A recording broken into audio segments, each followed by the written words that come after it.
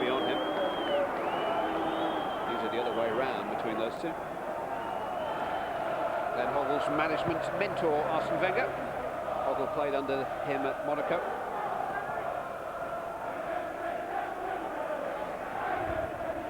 Edu. Henry, able to turn and roll it into the path of Bergkamp. And on to Freddie Ljungberg, good save by Keller. Smartly down to his right. Tottenham Hotspur undone by the ingenuity of the Arsenal Arts and Crafts department. Bergkamp into Ljungberg, they're undone again. Arsenal in front.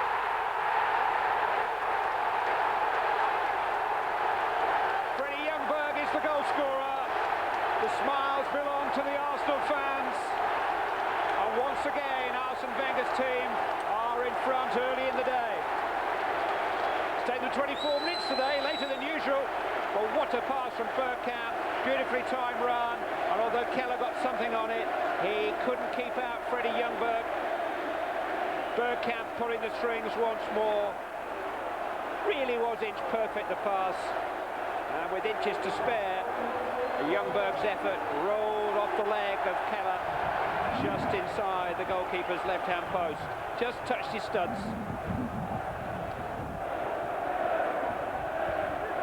Here's Bergkamp once more. Terrific football. Sumptuous stuff from Dennis Bergkamp. Newly crowned Barclaycard Player of the Month.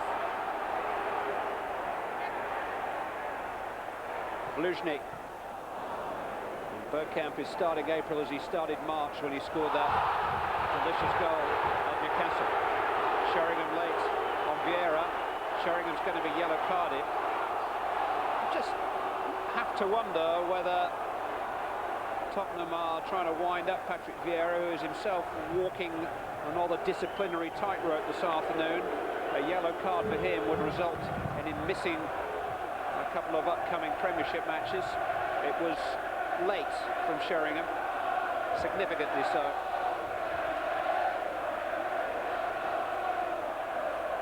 Edu.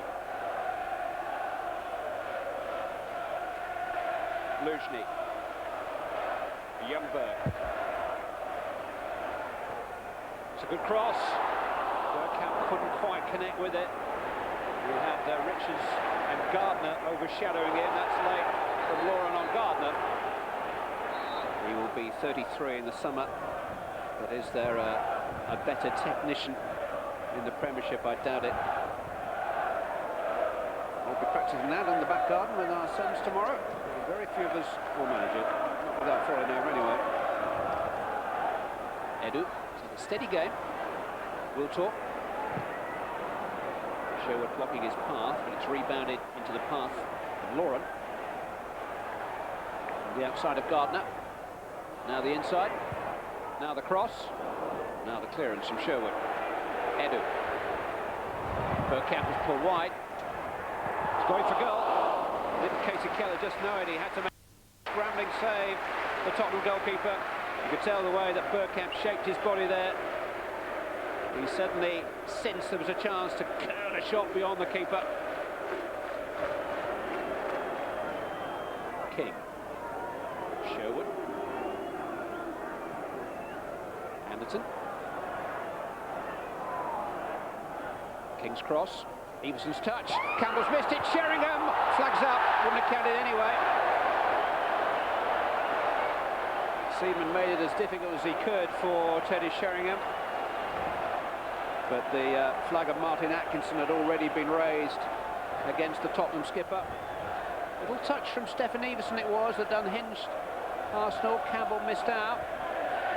It was a close call. It is 1-0 to the Arsenal. Freddie Ljungberg has seen to that. But the assist was the key to the goal. Dennis Bergkamp, who started the afternoon by picking up an award, provided an award-winning pass for Ljungberg's goal. Half time in this Barclaycard Premiership derby. It's Arsenal 1, Tottenham Hotspur 0. North London hostilities resume in just a moment.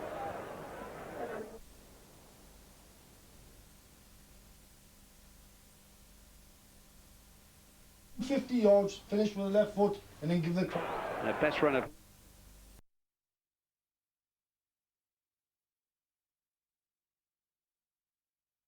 during March and April. That ought to do it. Spurs have had to make a change at the break, bringing on Simon Davis for the half-fit Ledley King. It means they have a back three now, with Davis and Ziege as wing-backs. Here's Glenn Hoddle's preferred way of playing. He's gone to a back four in the last 3 games because of injury problems forcing his hand. Here is Ziege. Held up by Wiltor and by Laura. Wiltor finds Vieira, and now Laura. Bergkamp looking over and beyond Gardner, and he tangled with Richards, accidentally in the opinion of the referee. Ball running away from Davis. Glenn Hoddle's been watching from up on high so far, but he's down at the touchline now.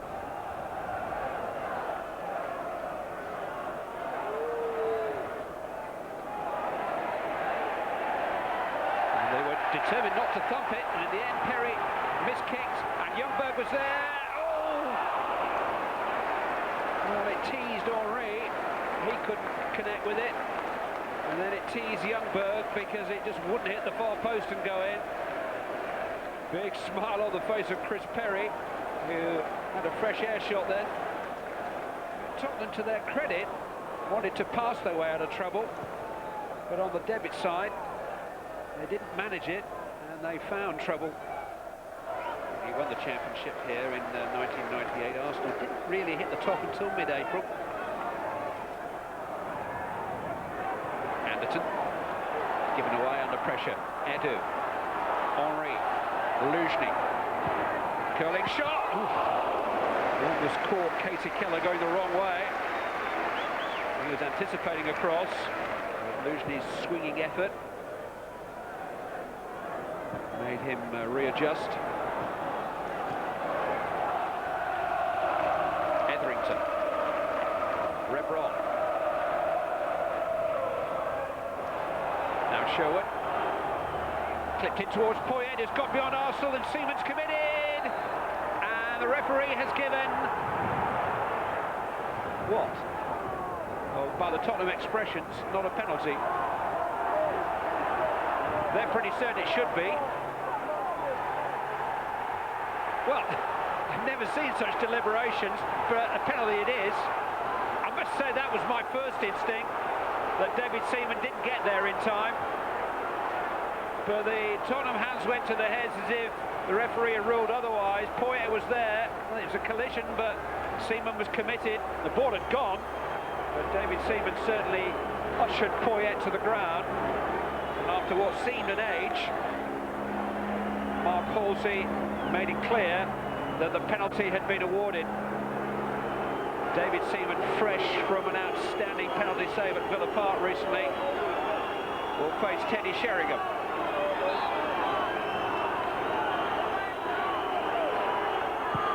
1-1. Teddy Sheringham for Tottenham. And wouldn't they just love to halt the Arsenal charge towards the championship? Little emotion on his face, plenty of emotion on his, and all the supporters behind David Seaman's goal in Tottenham colours. Seaman gets right. Sheringham found enough pace to beat him, and Seaman, having conceded the penalty, could not atone. South American will give way to an African. Edu goes off. Kanu comes on. He's actually played very little Premiership football since his return from the African Nations Cup, but he didn't make an impact as a substitute in this fixture last season. Immediately making an impact here. Kanu rolled into the path of Wiltor. Henry goes in. Another penalty. Henry won it. Mark Halsey gave it. A little quicker this time. It was a sprawling challenge by Dean Richards. Henry went down and is still down.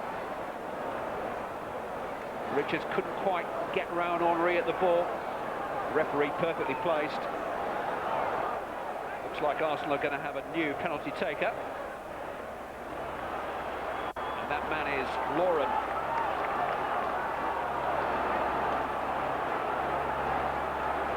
There have been some big moments in this Arsenal season thus far. This might just be the biggest yet. The responsibility falls on the shoulders of the Cameroon international Lauren, faced by the American international Casey Keller. Lauren, probably to win it, scores.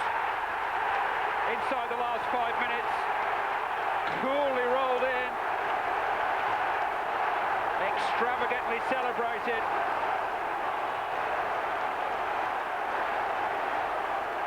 Cometh the hour, Arsene Wenger had a man with the nerve to take a critical penalty.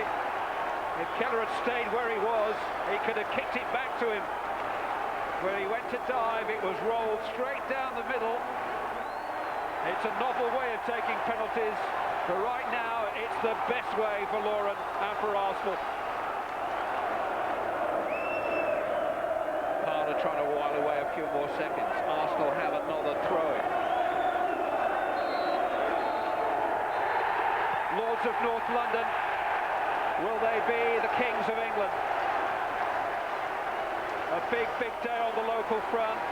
Could be a big, big day on the national scene. Two big decisions by Mark Halsey, resulting in penalties which first Teddy Sheringham and then critically Lauren were able to take advantage of.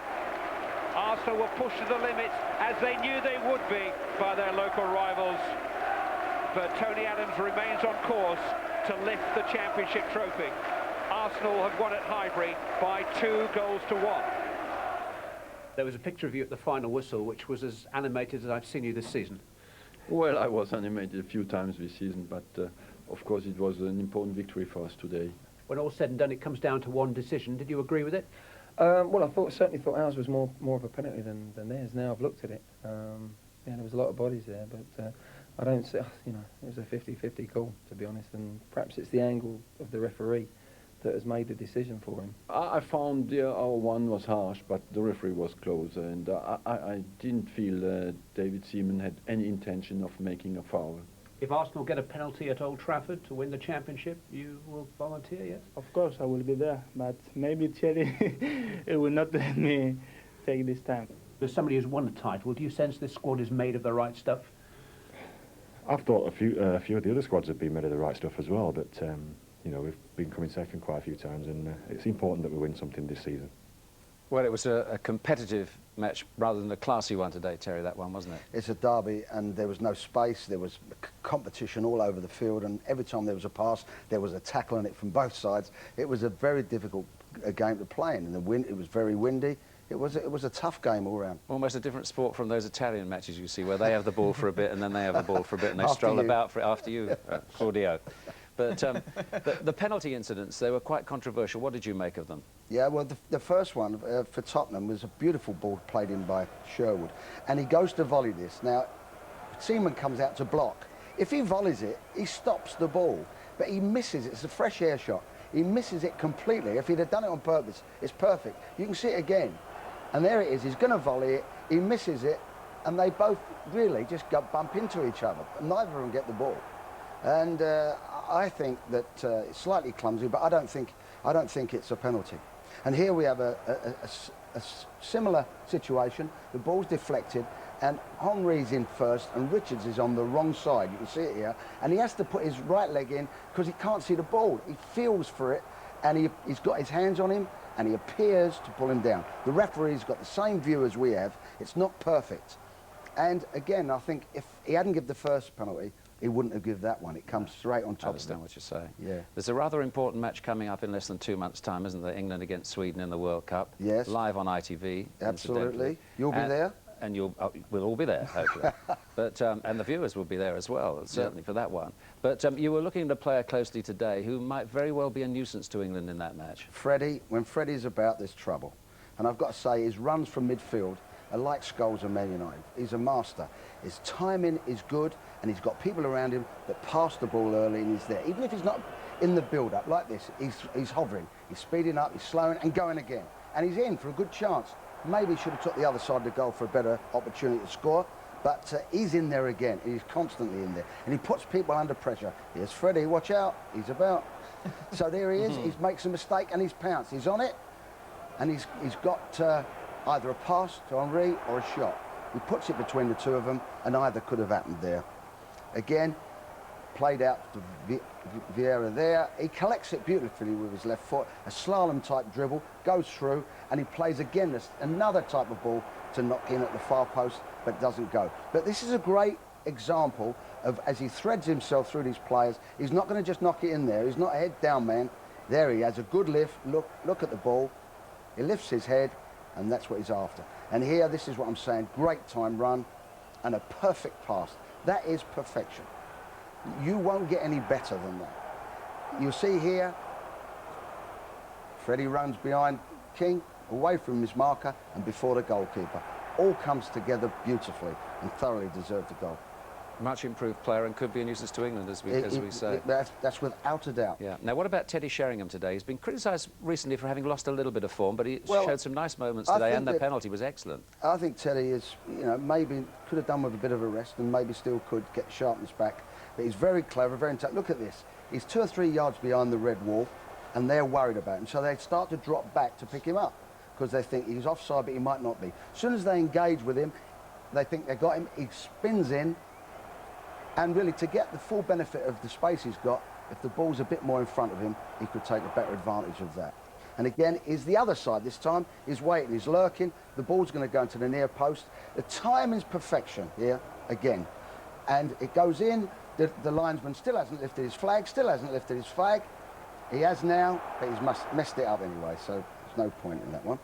Here he pulls the ball down. Because it's one touch, he's able to give the ball to Poyet to knock an early pass. And this is where the skill is with Teddy for his teammates. He's got space when no one else has got it. And when he knocks it off, the person receiving the ball has got the space because he hasn't hung on to it. And this is, and again, he'll be back doing his team play.